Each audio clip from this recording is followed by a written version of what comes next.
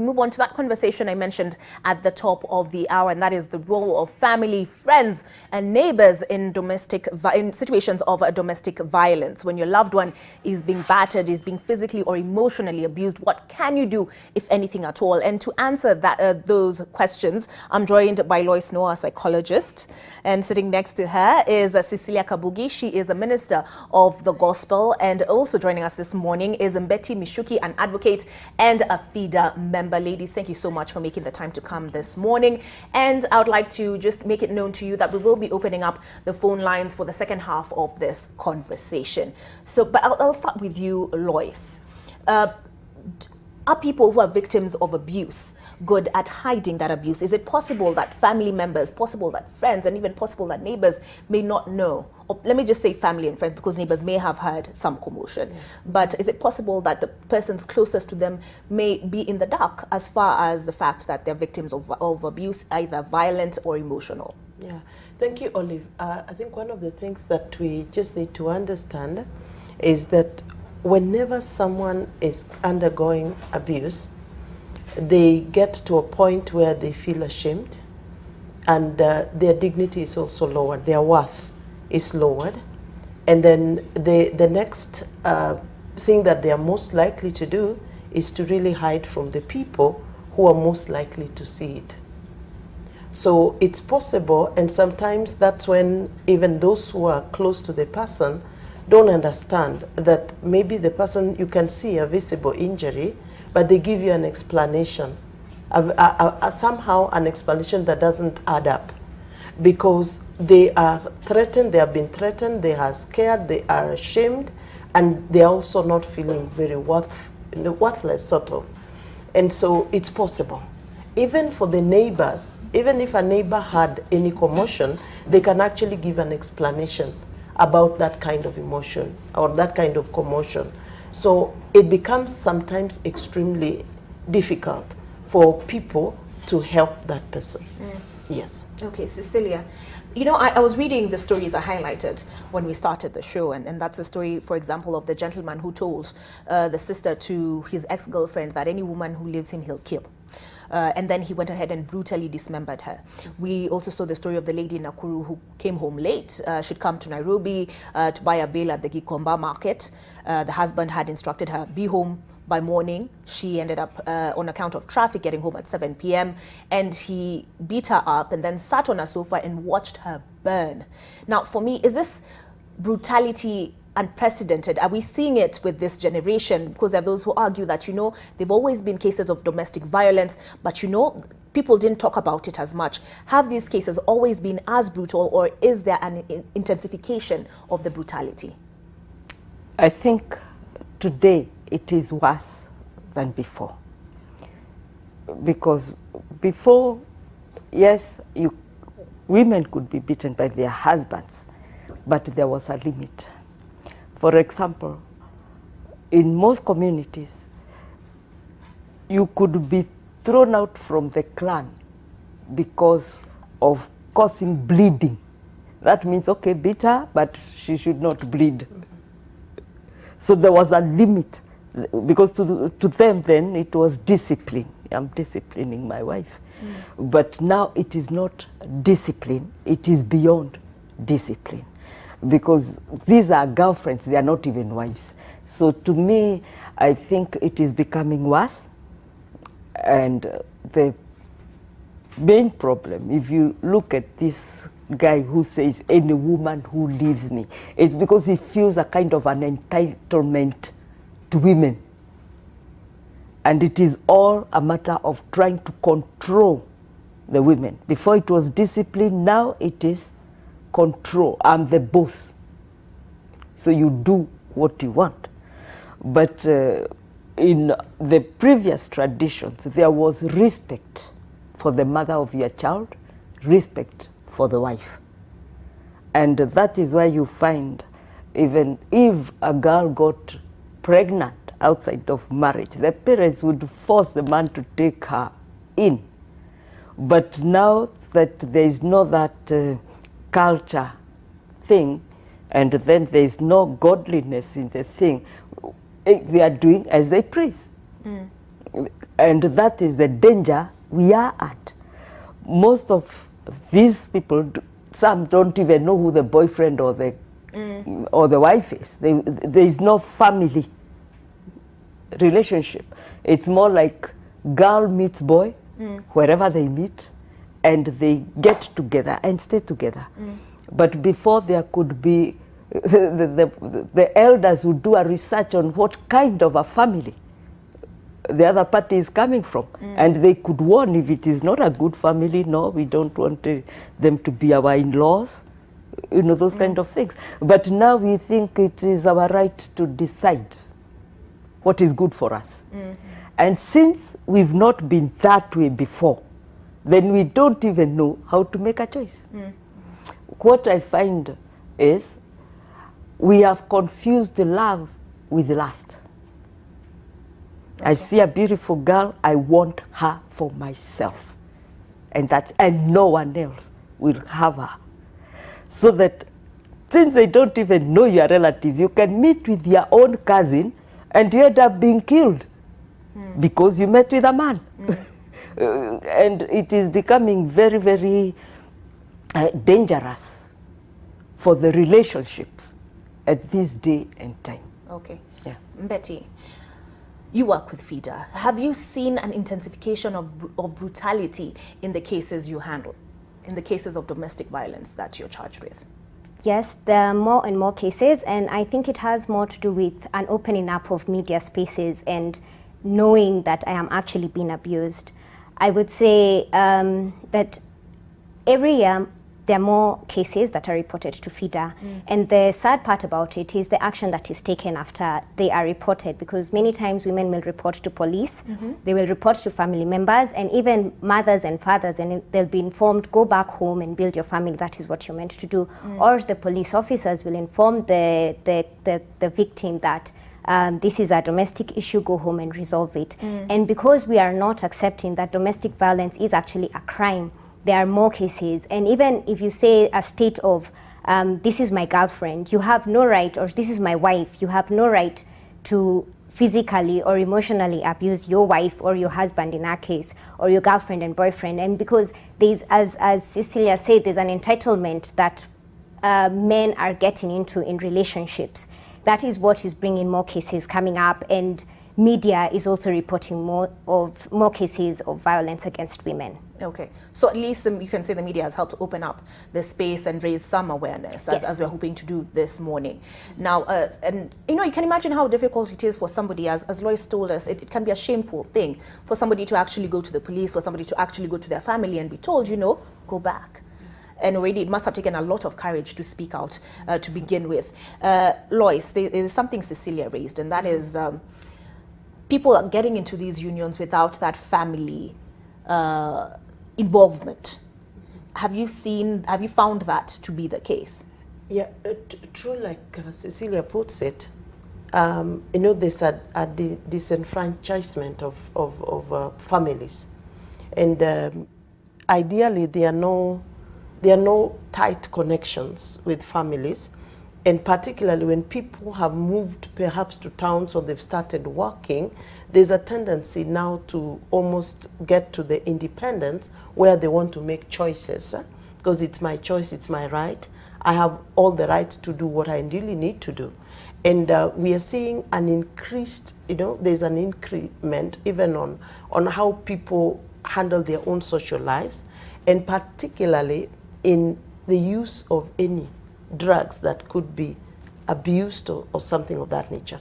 Now, what happens then is, like, the increase has also come as a result of there's a heightened use of drugs that are constantly interfering with people's mental capacities.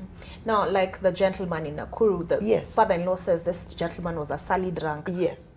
There is an increase in use, and I like, you know, the way we're bringing it. Before, you know, drugs were not everywhere, and the drugs that are being used now have a way of altering the thinking, the behavior, and even the value that people put to life.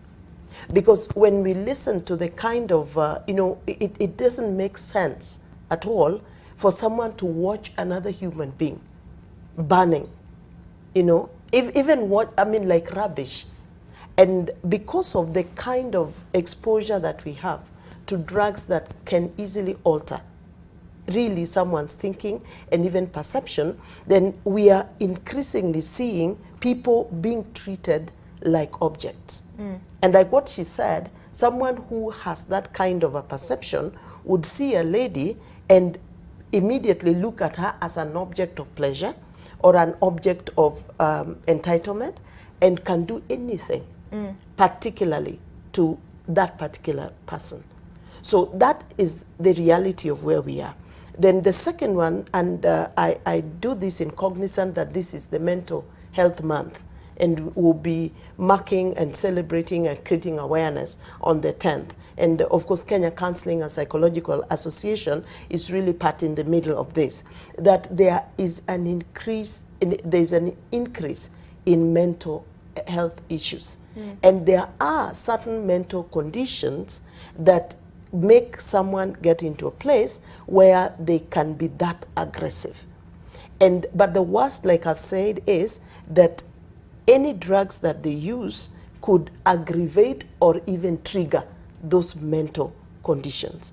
So there are things we used to hear, we used to read, but now they are with us, and the percentages are growing higher and higher. And some of them even find some hiding in the church. You know, they find some sort of like, they come down in the church, but it doesn't mean that they have been treated as such. So you find like people who get what we call the schizophrenias might find some safe haven in spiritual spaces, but if they don't get treatment or they don't get delivered, like maybe what someone would say, then they still remain who they are. So if they do not get that help, then that person, the moment they leave that safe space and they go outside the arena of the spirituality, then they will become very dangerous. Okay. And then just to mention, like it was said that, I think she was the advocate was mentioning, the saddest thing is that a reporter or anyone who attempts to help a person out of this situation then becomes, is put in a dangerous place. Because we have had cases of people who shouted out because of a neighbor or a sister, and they themselves ended up also being harmed. So it's something that is really still slippery in view of how people would then be able to help each other. Okay. Or even report to the police, because the way it is being handled is extremely dangerous to anyone who dares to make an attempt to support. Okay. Yeah. All right, Cecilia, there's what has been raised by Lois.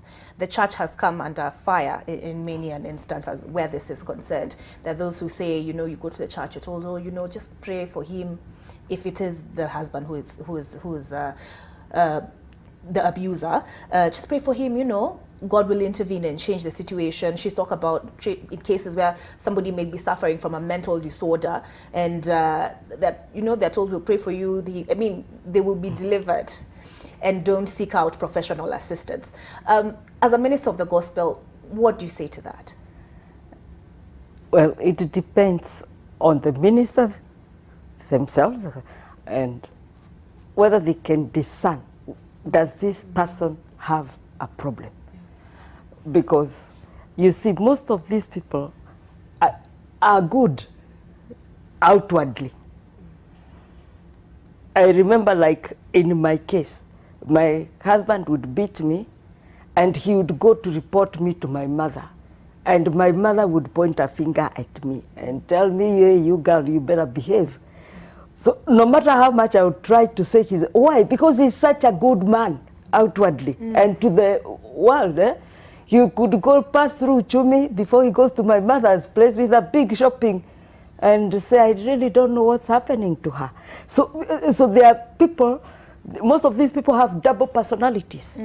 So when they come to church, if the minister of the gospel is alert, then they can be delivered. Because I've seen, like in the case of my husband, he was an alcoholic, okay? he was very, very abusive, you know, just a very chaotic man. I've escaped death 3 times until my father said enough is enough. But when I came to the Lord and read his word, I saw where I'm wrong, where he's wrong. And so I was able to pray for him. And now he's totally a changed man and a bishop. So it worked for you? It worked for me, and it has worked for so many others. Because when we talk of deliverance, Jesus does not do half jobs. He does a job and completes it completely. My question to you then, if a woman from your congregation comes to you and tells you that her husband beat her to within an inch of her life, what do you tell her? 1, we check the situation. Even as we first comfort her, because she is hurting and hurting deeply, so that she can first and foremost be stable herself, and then we visit the husband. Because you cannot sort out without knowing the issue of the 2 of them. You tell her to go back home? It depends on how bad it is. If it is not so bad, she can go back. If it is so bad, we have housed some of them. Yeah, until the husband stabilizes. And we know when he stabilizes, it can take some time, yes. Because what I've come to understand is most of these people are suffering from insecurity within. Let's say if I were to talk about my case, what he told me is he was insecure.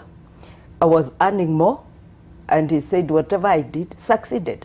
So he had also an inferiority complex, apart from now being insecure. And then this guy with this inferiority complex gets this wife or girl who is very beautiful. Most of these girls are very beautiful if you see them. Eh? So he's always scared somebody will take her away. So there is no trust. They don't trust they are good enough to have this girl or this man. And they are willing to protect their territory, as she says, their object. They are willing to do anything to protect their territory. And if they think, of course, they would not go killing everybody, then the best thing is I get her out of the way so nobody, or I get him out of the way so nobody else will ever have her. So when we are dealing it from the church perspective, we understand all that, and we are telling that person, this is the truth of the matter. One of the things, and the first murder recorded in the Bible is of Cain. What was the problem with Cain? Why did he kill? God says, why are you angry? Why are you angry? So if it is anger, how do we manage this anger? Okay, but do you agree with Lois that those are situations, anger management and even alcoholism in the case of your husband, did he seek out professional help? No, he didn't. He just, as he said, when he got born again, he started, okay, he could nibble a bit, but he told me the worst thing that happened to him, he took some wine somewhere, and he had to stop the car at Kenyatta Avenue to vomit it out. And he was so embarrassed that he decided to stop there and then. You see, and we've seen alcoholics through prayer totally coming out clean, not having that urge again. Because for us, we believe in the spirit world. You can be possessed.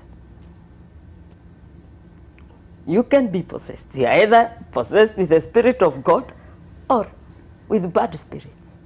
And the bad spirits will always tell you to do things without telling you the consequence of what you do. Okay, Cecilia, you're a woman of faith, so I understand where you're coming from. Yeah. But I worry, though, that for a woman in a similar situation, with a man who has yet to find God, as you say your husband did, I feel like they require professional assistance. Would that be the way to go, Lois? And would you support this woman going back home into an abusive situation? I do agree with what Cecilia is saying, because I'm equally of faith, and I believe in miracles, and they do happen.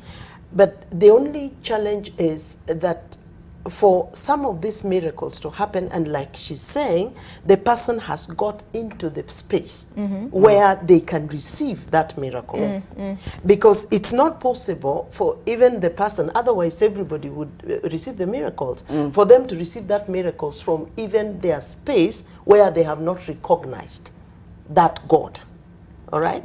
Because a number of them come to that space, and they interact and they connect with the spiritual person for them to be able to receive their miracles. All right?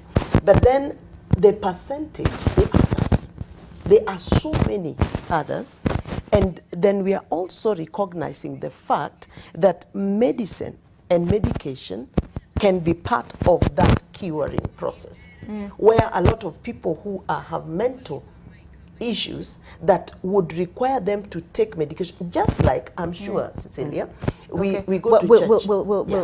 I want to come back to that medication bit. Sorry, there's a problem with your sound. We need to fix it. Okay, Betty. But what would you do if somebody came to you, although at the point they're coming to FIDA, they're ready to leave? What would you do if a woman came to you and told you, my husband beat me or my boyfriend beat me to within an inch of my life, and they asked you, what do I do? What would you tell them? I think first, all women who come to FIDA are not at a point of, I want to leave the man. They're coming to seek, sometimes they come to seek information, sometimes they just want some time out, and then try and figure themselves out before they go back to the man. And for us, our advice is first, if they are in need of medical attention, we first have to connect them with a medical institution. And we also have a psychosocial support system where we counsel the women. And many times they come with their children.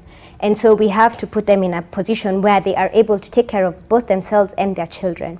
So that comes through counseling. For us, our place is not to tell a woman to leave her husband or her boyfriend. That is not our place. Our place is to inform the woman and give her the counseling that she needs so that she is able to make the best decision for her and her children. I'm aware that there are safe houses as well.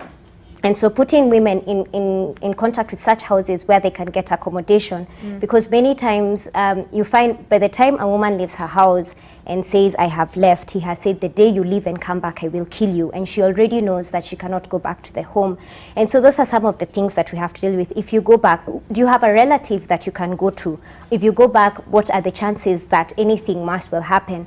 And so we do not go the religious aspect, we go way of the practicality aspect, remove you from harm, and put you as well in touch with the police, because we need to put a statement and say that this has happened, have the OB filled, have the P3 form filled. And even many times there are women who come and say, no, it's my fault. I didn't cook food on time, I didn't do this. And it's very important for women to understand it is never your fault that you are battered, that you have been emotionally, physically, or any other form of abuse has been meted upon you. It is not your fault. And one thing Lois has mentioned, mental health issues, and I think to some degree we are hiding behind a real issue, and that just comes with who are you? If you do not value the person seated next to you as a human being, then regardless of your mental state, they are an object. And that is the fundamental thing with domestic violence. It's a power play where a man feels you are my object, I possess you. And that goes to the extent, women are also guilty of it. So it goes to the extent of both male and female, for I own you now. You're in this relationship and I dictate what terms and conditions you do. And there have been many, I agree also, mental health issues, but even how you handle it. And someone has to get to a point where they say, I have a problem. Many men will not get to that position. They will not acknowledge, and in fact, if anything, they'll be, but this is what men do. When I'm angry at you, I will hit you, and you need to understand me.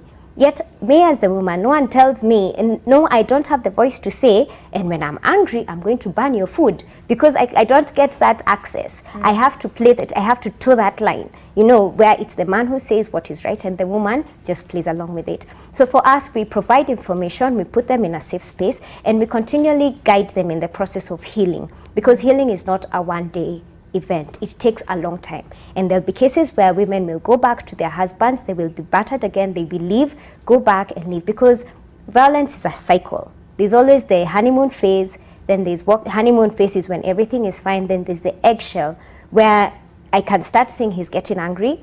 I'm trying my best to do everything right, but it is not working. And then the explosion, where he has just walked in, he had a bad day at work, and that is it. Just something small as saying good morning or good evening in the wrong way is enough for me to be It's enough of a battered. trigger. Yes. All right. Do you work exclusively with women, or are there men who have sought your counsel? There are also men who've come to our offices, and what we do, we work with other organizations, and so we refer them to those organizations where they can receive help as well. And men also bring their daughters, they bring their wives, they bring their aunts to seek advice from us. And in such instances, now the man becomes like a representative of the woman or the child that he brings especially, and we take them up and proceed with the case as far as we can. Lois, now I know I cut you short, but you were telling us how, the first step has to be acceptance. Accepting that I have a problem and that I need help. Yeah, this is bringing to me, because I grew up in a family. This is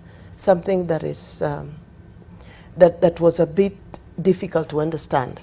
What led me into studying human behavior and in psychology was because of there's a history in my family, and we lived 17 years with my sister who we didn't understand, because there were things that she was doing that were not making sense, honestly. And that has become a big challenge, that when someone is not behaving the way a human being is supposed to behave, there is something that is going on with that person's mind that either they understand or they don't understand, or they have taken in, like we said, things that change the initial functioning of their minds. And of course we can explain it in the spiritual way, but there is, the truth of the matter is that there are mental conditions that make someone behave in a way that make them devalue life and human beings. And I think they're raising a very important point. Some of it begin right from childhood. Like we say, if you see a child who is cruel to animals, then something is not okay with that child.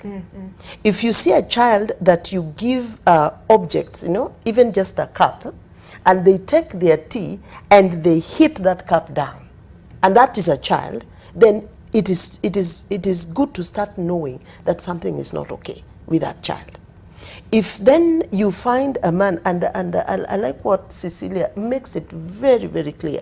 There are people who almost look like a double personality.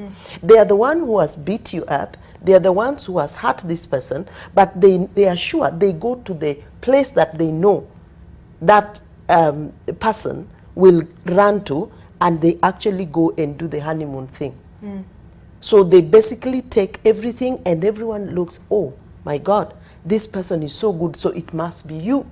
And hearing, someone like Apostle here, she must be someone who was quite confident and aggressive. So people tend to think that you're the one who has a problem. I know there's a lady that we worked with for too long, until all the family members, because the husband was too good to everybody, paying school fees, giving everything, visiting the family, until she took it into her own hands and went and started doing taekwondo.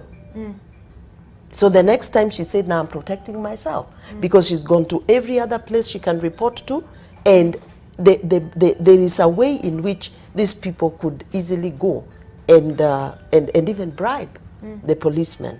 And sometimes they even do what the spiritual people would want to see happen, that they actually go and confess. And they say, please put your hands on me. Like I know there's one who said, put the 2 hands on me and pray for me because I want to change.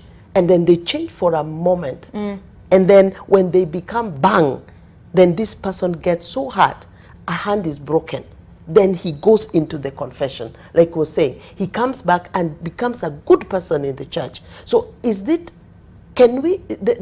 a way in which this person is struggling from the inside, but he wants to change, he wants to do things differently, he wants to be a good human being, but they cannot, because the power to do that has really gone beyond what they can. So either we are talking about what interventions then do we have for these people. Some of them would require the spiritual line, some of them would require medication, some of them would require behavior change, like what can be done within a rehabilitative process. Okay, but what of the question Betty raised? She's asking, are we using mental health or wellness as an excuse to excuse bad behavior? Yeah, that's why I was saying, like when my sister started, acting in ways that were not understandable, we were getting angry. We were really struggling and troubled, because you try to be good to her and she does things that are extremely ununderstandable.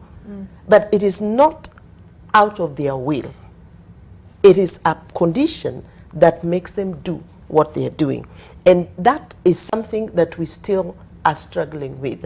Yeah, like you'd put her in your house and then she destroys your things. She's in a car, she's being taken to hospital, windscreen is smashed. You understand? And then people get tired, because we cannot understand that at one moment this person is okay, and at the other moment they are behaving badly.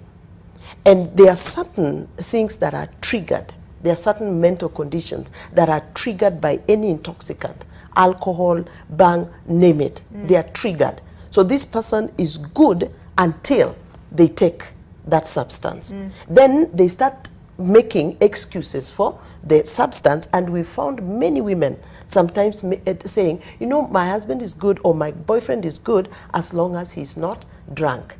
So they want to take the responsibility of helping him not get drunk. Then they end up in trouble. Yeah. All right. Cecilia, there's this book that's been written by Chimamanda Ngozi Adichie, and it's called Purple Hibiscus. And it's a story of a man. It's when the story starts, Betty is nodding her head, so I take it that you've read the book. This gentleman, the opening scene, so to speak, they're in church. He's sitting on the front pew, takes sacrament. When he's leaving, the priest, he's the first the priest greets. But behind closed doors, he's abusing his wife, he's abusing his 2 children.